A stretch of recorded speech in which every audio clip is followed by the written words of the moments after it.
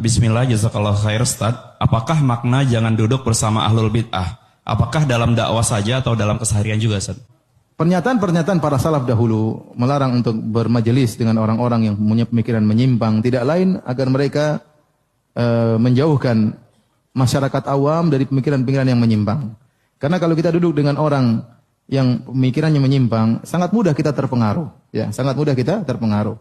Kita duduk dengan ahli filsafat, ini ahli filsafat ini ngawur. Kita ngobrol-ngobrol akhirnya masuklah racun filsafat. Kita bercerita ngobrol teman baik sama orang liberal.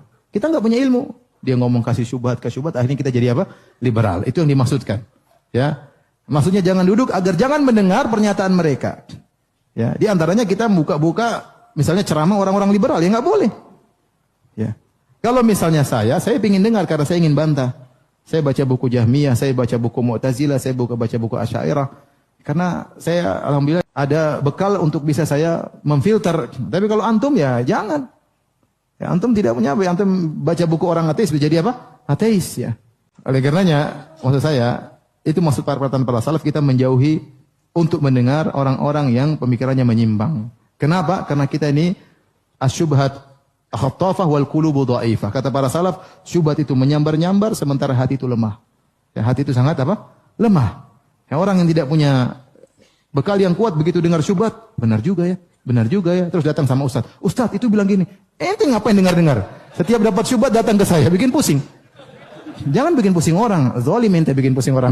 Udah, ente dengar yang jelas-jelas aja, yang enggak jelas enggak usah didengar. Ya. Yang enggak jelas enggak usah didengar. Betapa banyak orang sudah ngaji baik-baik jadi liberal. Jadi benar.